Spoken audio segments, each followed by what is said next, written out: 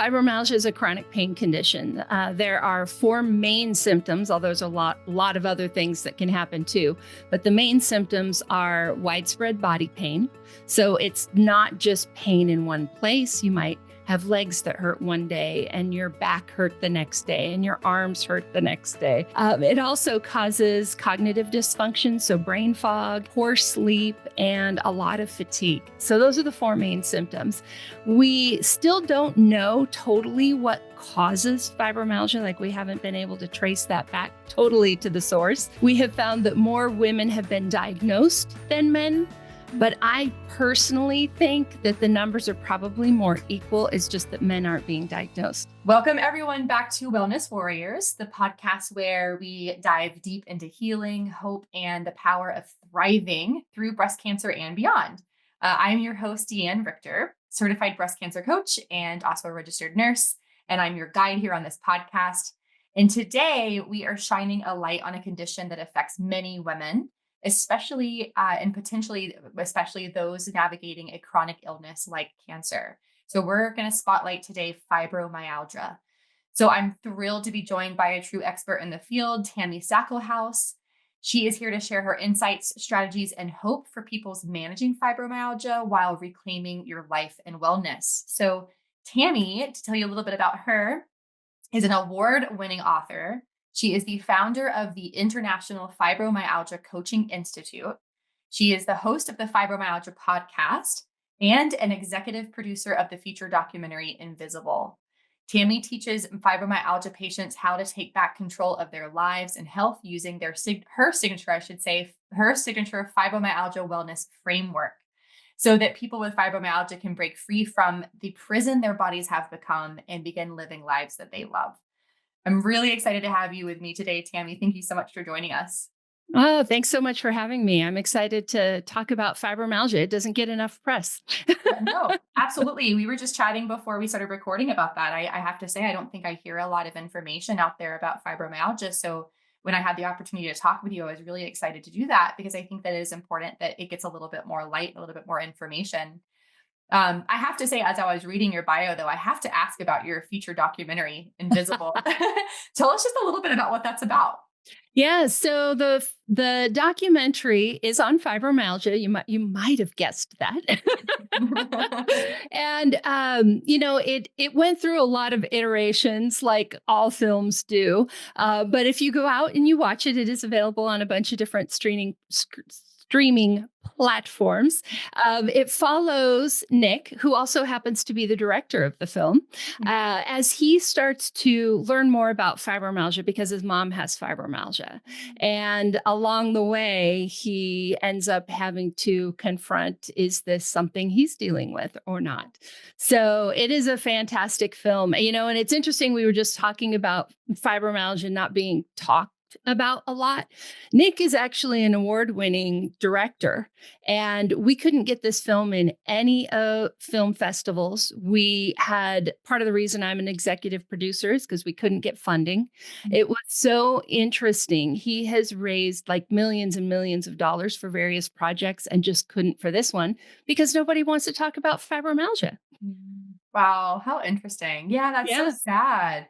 And it is, it's true. I work in the wellness industry in general, and obviously more centric around breast cancer and cancer specific, but you would think that within that world, I would see fibromyalgia come across my desk a lot, and it just really doesn't. And so with that being said, for those of our listeners who maybe have heard the word fibromyalgia, but don't really know a lot about it, can you explain what fibromyalgia is? And then interestingly, most of our listeners are going to be women. So interestingly, I learned that it predominantly affects women. So can you explain a little bit about that as well? Yes, absolutely. So in a nutshell, fibromyalgia is a chronic pain condition. There are four main symptoms, although there's a lot of other things that can happen too. But the main symptoms are widespread body pain. So pain all over. The other thing about fibromyalgia pain is that it tends to travel. So it's not just pain in one place. You might have legs that hurt one day and your back hurt the next day and your arms hurt the next day. And so that is a very challenging and frustrating part of fibromyalgia. It also causes cognitive dysfunction, so brain fog, poor sleep, and a lot of fatigue. So those are the four main symptoms. We still don't know totally what causes fibromyalgia. Like we haven't been able to trace that back totally to the source. But we do know that there's an autoimmune component. It's not necessarily classified as an autoimmune disease yet, but there is definitely an autoimmune component. There's some mitochondrial dysfunction. We know our brains process pain differently. So there's a lot of things that we know, but we still don't know the root cause. So that's fibromyalgia in a nutshell. And we have found that it does affect more women than men, or let me rephrase that. We have found that more women have been diagnosed than men.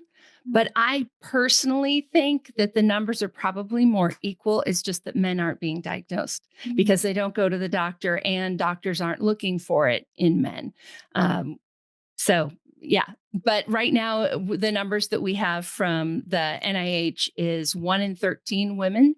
It's like 6.4% of the world's population, 7.7% of men. So it works out to 1 in 13 women. Wow, that's more than I expected, 1 in 13. And it's interesting Yes. because it sounds to me like this also could be a condition that is undiagnosed a lot. And so that number might actually be different. It's just that we're not making those connections. Mm-hmm. And we're also seeing that number go up after COVID because there's such a huge percentage of people who get COVID who end up with long COVID, right? Like a third. And then a third of those end up being diagnosed with fibromyalgia. So as COVID is in our world more, we are probably going to see the fibromyalgia diagnoses increasing.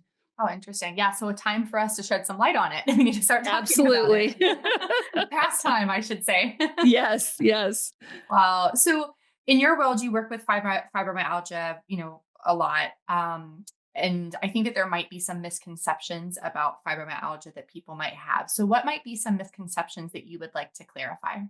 Oh, absolutely. So one of the biggest ones is a lot of people end up being told by their doctors that maybe they don't believe in fibromyalgia. And so the first misconception is that fibromyalgia is not Santa Claus. It's not something that you can believe in or not believe in. It's like we've got scientific proof of what's happening in the body. The other misconception that goes with that is a lot of people still think that this is a mental health issue, right? That it is something that we are doing to ourselves, that it's a somatic thing, but it's not. We can look, like I said, there's mitochondrial dysfunction. We can see how the nervous system responds differently. We can see extra nerve endings in the hands of people with fibromyalgia. Like there's a lot of physical proof for fibromyalgia, even though we still don't have a blood test or anything like that.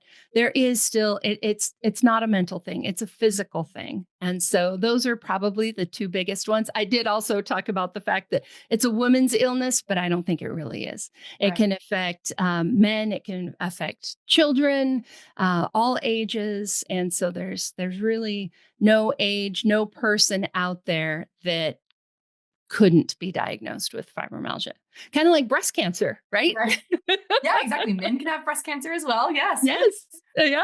And interesting too, you mentioned, because you've said this a couple of times now, that there's, it's a multifaceted type thing. There's mitochondrial, there's nerve, there's different pieces of the puzzle. And that reminds me also of cancer. Cancer isn't just a one-stop shop. There's multiple things, a multifaceted disease. And so addressing that has to be multifaceted as well. So yeah, I see some correlations there in that sense. Mm-hmm.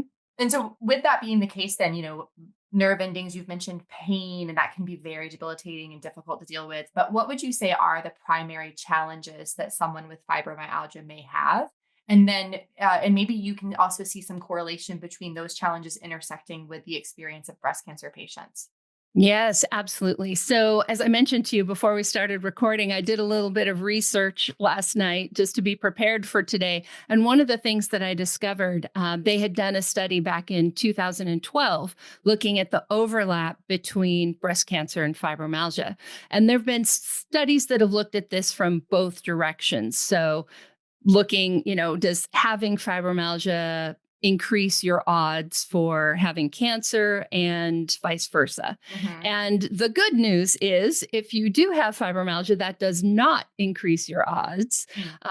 But it doesn't work so nicely the other way, right? Having cancer and all the things that we put our bodies through, that does increase the chances of having fibromyalgia. And this one study from 2012 found that about 10% of the people that they looked at, breast cancer, who had surgeries, they ruled out that their pain was from their cancer. And about 10% of those had ended up with fibromyalgia. And I Wow. think an important statistic for everybody to remember is, and this is true for all chronic pain, this isn't just fibromyalgia, but they found that if you are in pain at the 6 month point after a surgery, an injury, an accident, so after the acute pain, 6 months later, if you're still in pain, you are very, very likely to carry that pain the rest of your life. And Wow. I think the main lesson there, and this is a little off topic, but I think it's a really important thing for people to know, is that don't wait, right? If you still have pain after surgery, if you have pain after chemo, if you have pain after a car accident or, spraining your ankle, don't wait and see for it getting better. Like hit it with everything all at once, whatever that means and looks like for you. But we don't want to let it go because that increases the odds of things going wrong. So to answer your question though, I think the number one problem, the issue, the challenge that we face, first of all, is just getting that diagnosis. Mm. I think the numbers are something like 5 years and at least five doctors before we finally get a Wow. diagnosis. So, and then getting the right treatment, right? Because nobody's talking about fibromyalgia. There aren't, people don't know where to go for resources. So, right at the very beginning, it's a challenge. And then just in our day-to-day lives, fibromyalgia is so unpredictable. I mean, the more you learn about your body, the better you can predict things. But for most people coming in, I don't know if tomorrow's going to be a good day or a bad day. Right. And so it's really hard to make plans. You end up feeling really isolated. I was diagnosed 6 months after I got married. And I know for my new husband, it was very challenging because one day I would be like, oh, could you get me a glass of water? Like I can barely move. Wow. Right. And then the next day I'm doing whatever. Right. And Mhm. so it becomes a real challenge for the people in our lives to understand why one day we're fine and the next day we're totally disabled, Mhm. you know? Yeah, it's So almost like, I mean, it's obviously you don't want to be in chronic pain all of the time, but that up and down mentally might be a little have its own challenges, because you never really know what the next day is going to bring. Is it going to be a good day or a bad day? That would be very challenging. yes, yes, exactly. And so one of the things that tends to happen is that when we have a good day, we do all the things. Right? Like today is a good day. I am taking like everything I can from it. And unfortunately, doing that actually can sometimes cause the bad days. And so Mm, we end up in this cycle of pushing too hard, doing too much, and then crashing. mhm. And part of what I do with my clients is helping them even out that push crash cycle so that we do have a little bit more predictable symptoms, predictable energy, predictable pain levels. Wow. That's so interesting. And I have to just touch back. This is a little different than what you ended your topic on, but you mentioned pain. And if you're feeling pain, like get some help sooner than later. And that goes hand in hand. I did a podcast with a gentleman who is an anesthesiologist, but he's a pain doctor and Hmm. breast cancer in women. He is saying that we're seeing more incidents of long-term pain after cancer treatments. And, same with fibromyalgia. And so and he said the same thing. If you are feeling pain that is after a short time period of your surgery, it should be gone, but it's not. You need to get help sooner than later. The quicker you get ahead of it, the better. So to Absolutely. emphasize Yeah. that, it's very important. And you mentioned too with your clients, you help them with that crash. Would you call it the run Push and crash? crash Push cycle. crash. Yeah, that's one Yes. of the things you would help them with. I mentioned earlier that you have a Fibromyalgia Wellness Framework, so you have a signature kind of framework that you work with your clients with. So, with that being said, what are some successful strategies? You mentioned that one, or other techniques that you've worked that may help people with fibromyalgia to manage their symptoms. Yeah. So I think it's really important to understand again, right from the beginning that there is something really going wrong in your body physically. It's not just something you can think your way out of. And so I like to think of like a three-legged stool. One of the legs is that treating whatever's going wrong in your body, right? The you might need pain meds, you might need some treatment for a sleeping disorder, like all of those things that are physically going wrong in your body. The second leg is our lifestyle. It's us managing us, right? What we eat, how we move, that learning to get out of that push crash cycle we were just talking about. And then the third leg is the mindset, and that is all about how we talk to ourselves, how we treat ourselves, how we think about our illness. And I think we really need all three of those to really have effective treatment. And there's a lot of people out there who are doing maybe one or two of those legs. We need to put all three together. And so when I see people who really improve their fibromyalgia, and just to throw a statistic out there, graduates of my certified fibromyalgia advisor training program, on average, we see them improve about 50% in Wow. 90 days. Wow. So that's very, very good. And what we do again is looking at all three of those legs. So we're looking at how do we help your body learn how to not be in pain? How do we get you better sleep, not just more sleep? We're not wanting to just like knock you out, but like better quality of sleep. Mhm. How do we get you more energy and better manage the energy that you do have? Mhm. Right. And then those strategies for brain fog and, self care and positive self talk and all of that. It's the people who it can sound overwhelming as I say it, and we work on it piece by piece. But it's really when we work on all of that together that we see those big improvements. Mhm. Another piece to this is that it's really, really important to address any other sources of pain. Fibromyalgia is an amplifier. So it takes whatever pain you have and it turns up the dial. Mhm. So a lot of people will, I, say, I have fibromyalgia and oh my gosh, I'm in such a flare because of the treatment that I'm getting for something else, right? So somebody might end up feeling a whole lot worse after surgery or a whole lot worse after chemo. And Mhm. that's because fibromyalgia has this amplification effect. And so we really need to work on whatever is causing those other pains in the first place Mhm. so that we can lower that overall level of pain. So there are obviously a lot of very specific things that we do with people, but I imagine it's the same with breast cancer. You kind of need to look at the individual and tailor the treatment for what feels right for them, what works best for them, what their bodies actually need. Yeah, absolutely. What were your three legs of your stool again? It was Yeah. So the first leg is whatever's physically going wrong in your body, right? Hormone imbalances, all Mhm. the things. Mhm. The second one is your lifestyle. So Mhm. that's your habits and all of that. And then the third piece is your mindset and how you think about yourself and your illness. And that's so great because that aligns very closely to what we work with, Oh, yeah. yeah, it's so interesting how there's overlaps, and it's again, programs like yours, like ours, can help with things not just about what the program is about itself. Breast cancer, Hmm. fibromyalgia can help with a lot of different imbalances, but we have seven essentials, but all three of yours incorporated some of those seven, and so it's food and nutrition and detoxing and exercise and hormone balance and so on and so forth. And again, having that like step by step guide, those three, what do you call it, the legs to your stool or whatever you want to call them. Yeah. Yeah. That Yeah. step by step guide can help, I think, sometimes to make what seems overwhelming a little more accessible. I Hmm. always tell my clients, there's a quote by Martin Luther King. He says, "You don't have to see the whole staircase, just take one step, take that first Yes. step."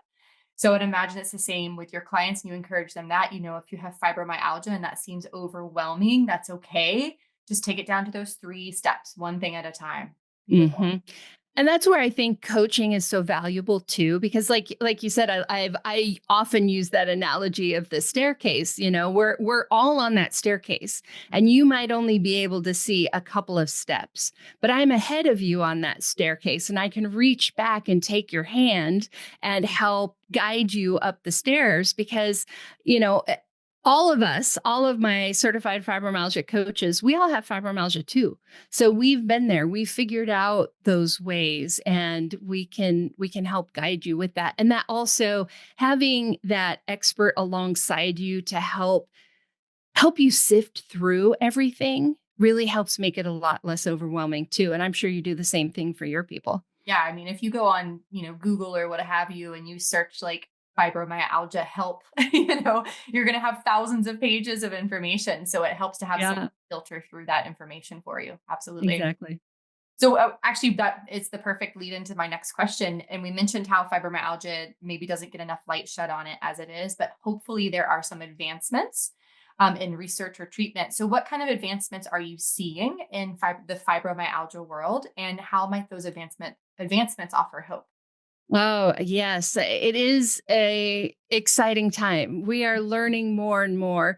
A lot of people I talk to, if you were diagnosed like 1990 or earlier, that's like the dark ages. We didn't know anything. Right. So my personal favorite research that has been done is on hyperbaric oxygen.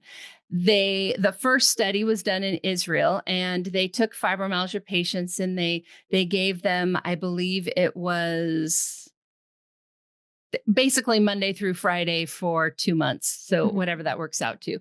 I think that's 40 sessions in 60 days. And at the end of that, a lot of those people actually no longer qualified as having fibromyalgia. And a lot of people were significantly better. The only downside to that study is they didn't continue following people. Oh. And I'm sure there is some kind of maintenance that needs to be done, like you're not cured. Right. But I love that because there are very few therapies that we see, medications, anything that actually reverse fibromyalgia. And so I think that was a very encouraging study. More recently, this kind of happened during the pandemic, so it didn't get as much press as it probably should have. But the University of London, I think it was, they did a study looking at antibodies in mice, and they discovered that they could transfer these fibromyalgia-like symptoms from one mouse to another through certain antibodies. And so that was really the first definitive clue that our immune systems are involved somehow. We still don't know totally yet what, but that is certainly going to lead to whole new avenues of research and maybe even treatments and medications. The other thing that a lot of people are looking at right now is inflammation. Specifically inflammation in the brain. And we have definitely seen that there is inflammation in the brains of people with fibromyalgia. And so there are some treatments that are working on reducing that inflammation, and it really does help with symptoms. And so those are probably the 3 areas that give me the most hope right now. And there are a lot of people still doing a lot of other things as well, but those I think are the highlights. Yeah, those seem very promising. It's so interesting. Inflammation, excuse me, you mentioned inflammation. I think we always will say inflammation is the root cause of almost all diseases. Almost anything you can at some point trace back to some inflammation. So that seems to be a very common denominator across things like fibromyalgia, breast cancer, so on and so forth. So yeah, those are very, very promising. And so you did actually just raise a question to me. And again, this just shows how little people know about fibromyalgia. So I hope you don't mind educating us. But you mentioned that one study that they no longer qualified as having fibromyalgia. So, but it's not necessarily something you cure, correct? So what would that mean if someone no longer qualifies? Yes. So I can definitely speak to this because my fibromyalgia is in remission. And just like with breast cancer, remission just means I don't have any symptoms, right? I haven't had any pain. I haven't had any fatigue. And so I just haven't had any symptoms. The reason we say that fibromyalgia isn't cured is partly because we still don't know the root cause. Mm. We do know that there are some genetics involved. And obviously, like having my fibromyalgia in remission doesn't change my genetics, right? That gene is still there causing problems. And I just more have to manage it. Also, we see changes in the central nervous system, like I said, how we process pain. And so one of the ways that I personally talk about this is that I still live in a fibromyalgia body. Right. I do still have fibromyalgia. It just happens to be so well managed that I have no symptoms. And I think that that's probably a similar thing to what they found in that study. The people at the end of those 2 months had no pain, were getting good sleep. They had the energy they needed. Their brain fog was better. And we often use a tool called the Fibromyalgia Impact Questionnaire. And maybe they scored 0 on that questionnaire, showing 0 impact of fibromyalgia on their lives. And so that is part of that diagnostic that we use. But like I said, the thing that is interesting to wonder about is, did that pain come back? I personally believe it probably did. Right. Yeah. Yeah. And so, like, is there like a protocol you need to go every so often? Like, we don't know the answer to that yet, but it we need is some follow up on that. Yes, exactly. And I think they are doing a study looking at the follow on. So, yeah. Yeah, that's perfect. That explains it perfectly. And that's very similar to how we encourage our clients approach their cancer diagnosis as well. Is that once you have that diagnosis of cancer, even if you have no symptoms, that doesn't mean you want to go back to living your life the way you did before your cancer. Exactly. Because it can come back. You can get the symptoms again. So we also, you said your symptoms are being maintained. You're like in a maintenance place. And we will also use that terminology when someone's scans are clear. And that's so exciting. This is great. You're in a maintenance place. Let's keep it there. So and it's like the monster in your closet, I mean, it's on one hand, it kind of sucks to have that sort of hanging over your head all the time. But I think that's part of that mindset piece that I was talking about, sort of getting to a place where it's just part of your life. If you're left-handed or you have to wear glasses or, whatever those things are that maybe make your life a little bit different. I manage my life. I live my life a little bit different because fibromyalgia is always going with me everywhere I go. And that's a perfect way of describing it. I always describe it kind of similar to how a diabetic has to change their lifestyle. Yes. Keep that at bay, but they still live a nice, long, successful, and enjoyable life. It's kind of similar. You kind of have to keep these certain lifestyle changes a part of your life forever. Yeah. Another way that the things align. That's beautiful. So I know that you offered a really exciting free book. You have your book called Take Back Your Life, Find Hope and Freedom from Fibromyalgia Symptoms and Pain. So just give our listeners a little bit of a taste of what they can expect with that free gift you offered. Yeah, absolutely. So that book was actually written to be the curriculum for my training program. And so it actually walks through those main symptoms of fibromyalgia. And I talk about everything from traditional Western medicine, pharmaceuticals, traditional treatments, to alternatives. We talk about nutrition. We talk about supplements, all of those kinds of things. So it's a pretty comprehensive coverage of treatment. And so it gives you a lot of good education on what is available for fibromyalgia, because unfortunately, our doctors are not learning how to treat fibromyalgia in med school. And so it'll give you a lot of really good information there. It also is my story and my clients' stories. So you'll also hear stories of real people and how they really handled these challenges as well. So I wrote it to be, like I said, the curriculum, but it's really like treatment guide, personal stories, all kind of rolled into one. So yes. And if you have fibromyalgia, if you know somebody with fibromyalgia, it's a great resource. Yeah, that's really great. It's very important to have those stories in there as well so people can hear other success stories. That's important for that mindset. So, Tami, it's been so nice to talk with you. But before I let you go, just give everyone a little bit of an idea of where they can find you if they want to learn more about you or look into your coaching or where they would find you the best. Yes, absolutely. There's a lot of different places that you could go, but I think probably the best way, because if you're listening to this, you're a podcast person, probably the best way to find me is through my podcast, the Fibromyalgia Podcast. The best way to find that, you can just go to fibromyalgiapodcast.com or just look in wherever you're listening to this right now, just look in your favorite podcast app. You can also watch the videos on YouTube, listen through YouTube podcasts. It's everywhere. So that's probably the best and easiest way. That's perfect. We'll have all your information in the description of the podcast as well. So you can also check her out there. Thank you so much, Tami, for being with us today. Oh, thanks for having me.